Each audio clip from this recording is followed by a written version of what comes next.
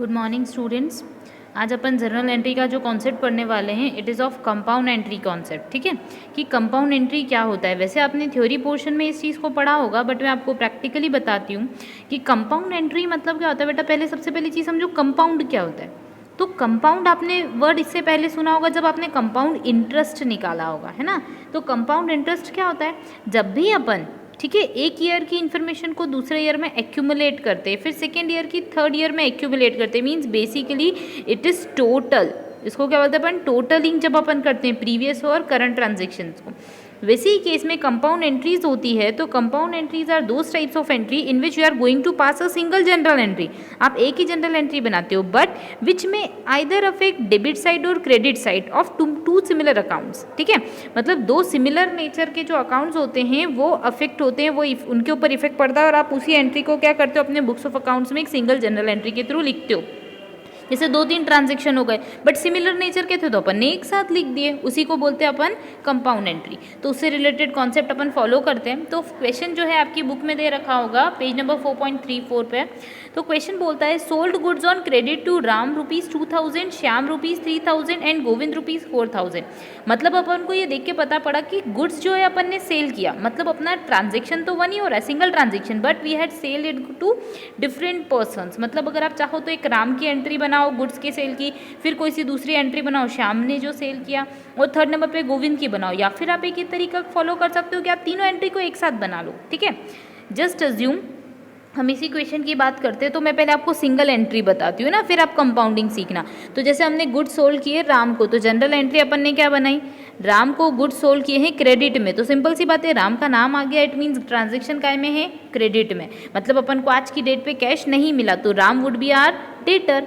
तो journal entry हो जाएगी Ram's account debit to sales. Yes और नो, नॉर्मली अपन यही एंट्री करते, कितने रुपए से करते, 2000 पे। अभी मैं आपको बेटा सिंगल एंट्री बनाना सिखा रही हूँ, फिर उसके बाद मैं आपको कंपाउंडिंग सिखाऊंगी कि कैसे कंपाउंडिंग होती है। ठीक है, सेकेंड नंबर पे अपन ने देखा कि भैया राम को देने के बाद अपन ने शाम को दे दिया। तो शाम के केस में अपन ने क्या जनरल एंट्री बनाई, नरेशन आप खुद लिख सकते हैं, शाम अकाउंट डेबिट टू सेल्स। शाम को अपन ने जो दिया है वो कितने रुपए का दिया है, 3000 रुपीज़ का दिया है, तो 3000 लिख देंगे। फिर और उसके बाद अपन ने गोविंद को दिए 4000 के, तो जनरल एंट्री क्या हो जाएगी हमारे पास, Govind account debit to sales. Yes और नो, ये सिंपल सी केस हो गया, कितने रुपए से, 4000 रुपये से। अब आप देखो इसको कंपाउंडिंग में कैसे कन्वर्ट करते हैं। तो देखो यहाँ पे राम डेबिट था, सेल्स क्रेडिट हुई, यहाँ पे शाम डेबिट हुआ और वापस से सेल्स क्रेडिट हुई, और यहाँ पे गोविंद डेबिट हुआ और सेल्स क्रेडिट हुई। तो क्या अपन तीनों सेल्स हमेशा क्रेडिट ही हो रही है पूरे तीनों ट्रांजेक्शन्स में, तो क्या कंबाइन करके एक साथ सेल्स नहीं लिख सकते क्या, डेफिनेटली लिख सकते हैं। और साइमल्टेनियसली राम श्याम और गोविंद ये दोनों भी डेबिट ही हो रहे थे, तो अपन ने इनको भी एक साथ लिख दिया, मर्ज कर दिया। मतलब अब मर्जिंग कैसे करेंगे, तो भैया लिखो Ram account debit, Ram's account debit, फिर शाम को भी क्या कर लो, डेबिट कर लो, क्योंकि शाम को भी अपन ने गुड्स सप्लाई किए ना, तो अपने लिए वो क्या बन गया, डेटर बन गया। Shyam's account debit, then Govind's account debit, Govind's account debit. Yes और नो, ठीक है, और टू सेल्स हो गया। तो बेटा हमेशा याद रखो, मैं आपको यहाँ पे वर्किंग नोट की फॉर्म में आपको छोटा सा बता रही हूँ। देखो आपने राम को कितने गुड्स सप्लाई करे, 2000 के, तो यहाँ पे सेल में सबसे पहले राम के 2000 आने चाहिए, शाम के कितने आने चाहिए, 3000 आने चाहिए, और गोविंद के कितने आने चाहिए, 4000। मतलब अल्टीमेटली अपनी सेल कितने से हो गई, 9000 रुपीज़ से। Got it. और इंडिविजुअली अपन लिख देते हैं, डेबिट में राम हुआ कितने से, 2000 से, फिर शाम हो गया 3000 से, और गोविंद हो गया 4000। I hope you got it. ये चीज़ आपको समझ में आई होगी कि कैसे अपन एंट्रीज की कंपाउंडिंग करते हैं। Just because single transaction single nature का जो अकाउंट था वो सारी एंट्रीज में आ रहा था, तो अपन ने मर्ज करके लिख दिया, दैट्स इट। जो क्रेडिट था सिर्फ सिंगल ट्रांजेक्शन था या सिंगल अकाउंट अफेक्ट हो रहा था, और डेबिट में डिफरेंट टाइप के थे। अगर मान लो इसके अंदर कैश में सेल्स भी होती तो अपन कैश को भी क्या कर देते, डेबिट कर देते। सिंपल सी चीज़ है ना। अब अपन नेक्स्ट क्वेश्चन देखते, मतलब नेक्स्ट पॉइंट देखते। तो नेक्स्ट में बोल रहा है withdraw for personal use cash ₹2000 and goods ₹2000। मतलब अपन ने गुड्स को विड्रॉ किया, क्या करा, गुड्स को विड्रॉ किया। तो गुड्स अपन ने जैसे ही विड्रॉ करे प्लस कैश विड्रॉ किया, तो जनरल एंट्री क्या हो गई, कैश अकाउंट डेबिट, मैंने गलत बोल दिया, अपन ने विड्रॉ पर्सनल पर्पस के लिए करा है क्या? यस। तो पर्सनल पर्पस के लिए जैसे ही अपन विड्रॉ करते हैं तो उस टाइम पे हमारे लिए क्या हो जाती है, वो ड्राइंग्स हो जाती है। क्या हो जाती है? ड्राइंग्स। तो जर्नल एंट्री में अपन लिखते हैं ड्राइंग्स अकाउंट डेबिट। अब चाहो तो आप एक साथ बनाओ, चाहो तो आप अलग अलग बनाओ, ठीक है। अब मैं अलग अलग नहीं बता रही हूँ, अब आपको कंबाइन करके बता रही हूँ। पहले मान लो कैश आप ले रहे हो अपने पर्सनल पर्पस के लिए, तो क्या लिख दोगे? Drawing account debit to cash account. और अब आपने क्या लिया है? गुड्स भी लिए हैं, तो ड्राइंग क्या हो गया? सिंगल अकाउंट, ठीक है। तो ड्राइंग टोटल आपकी हो जाती है 2000 plus 3000 would ultimately give you 5000 और टू कैश अकाउंट, क्योंकि अपने पास से क्या चला गया? कैश चला गया। कैश कितने रुपए का गया बेटा? 2000 का। कितने का गया? 2000 का। और साइमल्टेनियसली अपन ने गुड्स कितने रुपए के विड्रॉ किए बेटा? तो अपन ने गुड्स विड्रॉ किए 3000 के। तो यहाँ पे क्या आ जाएगा? टू परचेज, मतलब अपन ना परचेज, आपको पता है परचेज डेबिट होता है just because it's are expenses, है ना। तो अब परचेज अपना क्या हो गया? रिड्यूस हो गया। कितने रुपए से रिड्यूस हो गया बेटा? 3000। आई होप जर्नल एंट्री के नरेशंस तो आप लिख ही लोगे। नरेशन में क्या होगा? तो जो भी हमको क्वेश्चन में दे रखा है उसको अपन अगर शॉर्ट फॉर्म में लिखते हैं तो उसको अपन क्या बोलते हैं? नरेशन बोलते हैं, ठीक है। अब इसके बाद थर्ड एंट्री देखते हैं। तो थर्ड एंट्री क्या बोल रही है? थर्ड एंट्री बोल रही है goods return to A ₹200, B 300 and C 400। अब जल्दी से आप सोचो कि हमने ए, बी और सी को गुड्स रिटर्न करें। क्या करें? गुड्स रिटर्न करें। तो आप कॉमन सेंस लगाओ। आपने गुड्स रिटर्न करे हैं ए को, मतलब कहीं ना कहीं आपने गुड्स ए से ले रखे थे। तो ए से जब गुड्स लिए तो उसको क्या बोला अपन ने? परचेज। क्या बोला? परचेज। और जब रिटर्न करे तो क्या बोला उसको? परचेज रिटर्न बोला, ठीक है ना। ये चीज़ तो आपको क्लियर हो गई होगी। तो हमेशा ध्यान रखना, अगर कभी नहीं समझ में आए तो आपको एक शॉर्ट ट्रिक मैं बताती हूँ। Purchase would be debited. Purchase को अपन जब भी परचेज अपनी होती है गुड्स की तो अपन क्या करते हैं? डेबिट करते हैं। तो एक चीज़ याद रखना, परचेज डेबिट होती है तो परचेज रिटर्न हमेशा क्या होने वाली है? क्रेडिट। मतलब जब भी परचेज रिटर्न का ट्रांजेक्शन होगा वो क्या होगा? क्रेडिट। क्यों होगा? जस्ट बिकॉज इससे अपनी परचेज क्या हो रही है? रिड्यूस हो रही है, इसलिए क्रेडिट होगा। या फिर आप ये भी ध्यान रख सकते हो कि परचेज डेबिट होती है तो परचेज रिटर्न इसका जस्ट अपोजिट है, तो क्रेडिट हो जाएगा। ये मैं आपको सिर्फ समझाने के लिए बोल रही हूँ, इसको रटना मत, सिर्फ समझने वाली चीज़ है ना। वैसे ही परचेज का उल्टा क्या होता है बेटा? तो सेल्स होता है। तो सेल्स हमेशा जब भी सेल्स अराइज होती है तो अपन सेल्स को क्या करते हैं? Credit, just because it's a source of income for us, है ना। तो सेल्स जब वही रिटर्न हो जाएगी तो उस केस में सेल्स रिटर्न हमेशा क्या होने वाली होगी? डेबिट होने वाली होगी, क्योंकि अपनी एक तरीके से सोर्स ऑफ इनकम क्या हो गया? रिड्यूस हो गया। इसलिए सेल्स रिटर्न हमेशा क्या होती है? डेबिट। तो आप कहीं शॉर्ट नोट में ये चीज़ लिख सकते हैं कि परचेज जब भी होगी बिजनेस में तो डेबिट होती है, परचेज रिटर्न क्रेडिट होती है, साइमल्टेनियसली सेल्स क्रेडिट होती है and sales return would be debited. अब अपन क्वेश्चन पे आते हैं। तो क्वेश्चन बोल रहा है गुड्स रिटर्न टू ए, ठीक है। हमने ए को रिटर्न करे तो कहीं ना कहीं अपन ने ए से परचेज करे होंगे, तो अब अपने पास क्या हो गई? Purchase return. और परचेज रिटर्न अपन को पता है क्रेडिट होती है, और साइमल्टेनियसली अपन को लोगों को पैसे भी कम देने पड़ेंगे अब, है ना। तो अब जर्नल एंट्री हमारे पास क्या हो जाएगी? A's account debit, journal entry लिखते हैं अपन, एज अकाउंट डेबिट। फिर हो जाएगा हमारे पास बी भी आ जाएगा, बीज अकाउंट डेबिट। फिर सीज अकाउंट डेबिट। सबके अकाउंट क्या कर देंगे? डेबिट, क्योंकि अब अपने क्रेडिटर क्या हो गए? रिड्यूस हो गए। पहले अपन को क्रेडिटर को पैसे देने थे, अब अपन को इतने रुपए क्रेडिटर को नहीं देने। तो अब ए कितने रुपए से आ जाएगा? एक है 200, ए जो है वो 200, बी जो है वो 300 और सी जो है वो 400। तो अल्टीमेटली हो जाएगा अपने पास 900 रुपये से purchase return credit. Hope you got it. To purchase return journal entry हो गई, being goods return to A, B and C. आप ऐसा नरेशन लिख देंगे, है ना। अब आगे अपन बात कर सकते हैं क्वेश्चन में कि फोर्थ पॉइंट बोल रहा है goods returned by Gopal. Gopal ने रिटर्न कर दिए, नारायण ने रिटर्न कर दिए और बलराम ने रिटर्न कर दिए। मतलब आप सोचो कहीं ना कहीं अपन ने इनको सेल करा होगा तभी इन्होंने रिटर्न किया। तो सेल्स करा और उन्होंने रिटर्न कर दिया, तो इसको क्या बोलेंगे अपन? Sales return. क्या बोलेंगे? Sales return. अब अपन को पता है सेल्स हमेशा क्रेडिट होती है, तो सेल्स रिटर्न क्या हो जाएगी? जर्नल एंट्री अपन लिखते हैं that sales return account debit to.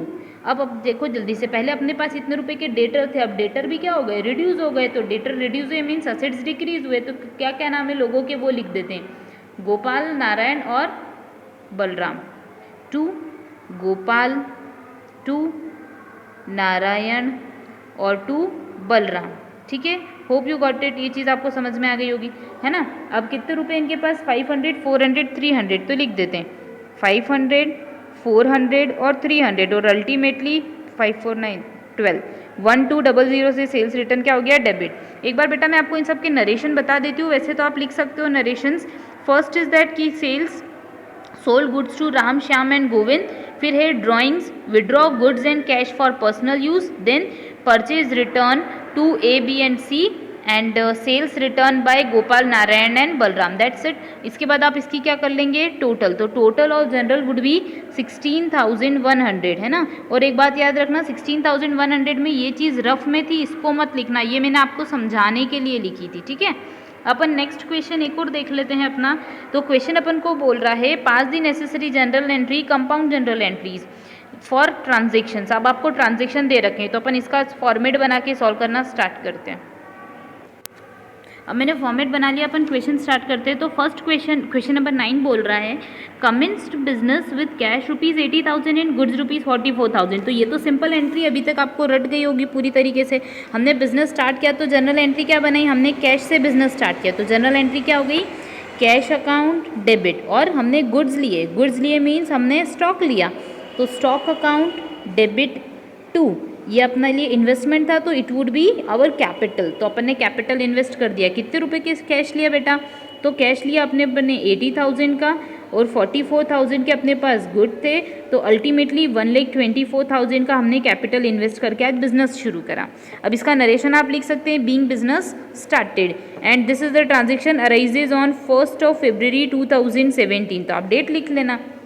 Next बोल रहा है क्वेश्चन में goods brought on credit from X Y and Z. तो अब आप कॉमन सी बात है, अपन ने गुड्स परचेज किए, it means it would be purchase for us and purchase would always be debited. तो अपन लिख लेते हैं परचेज अकाउंट डेबिट, येस और no, purchase account debit, purchase हमारे पास डेबिट हो गई। अगर अपन कैश में देते तो क्या लिखते हैं यहाँ पर, टू कैश, बट अपन ने कैश में नहीं दिया तो साइमल्टेनियसली अपन को एक लाइबिलिटी खड़ी हो जाएगी, है ना। और आपको पता है कि liability increases on credit side, तो टू एक्स अकाउंट, एक्स का अकाउंट आ गया, वाई के केस में टू वाईज अकाउंट आ गया और जेड के केस में टू जेड्स अकाउंट आ गया, ठीक है। 10, 20 और 30, 10,000, 20,000 एंड 30,000, तो ultimately we purchase goods for ₹60,000। Next start करते हैं, goods sold on credit to A ₹10,000 B and C. अब अपन ने सेल्स कर दी, ठीक है बेटा। ये सेकंड जो ट्रांजेक्शन हुआ था ये 7th of February को हुआ था और ये जो थर्ड ट्रांजेक्शन हो रहा है ये कब हो रहा है, 12th of February को। तो बोल रहे हैं वो कि गुड सेल करें, गुड सोल्ड करें किसको, अपन ने ए बी और सी को, तो A B and C would be our debtors, तो डेबिट कर लेते हैं अपन। डेटर मतलब अपने लिए क्या हो गया, एक तरीके से असेट्स क्रिएट हो गया, तो A's account debit, B's account debit, then C's account debit, ये तीनों डेटर्स अपने लिए खड़े हो गए और टू सेल्स हो गई अपने लिए, है ना।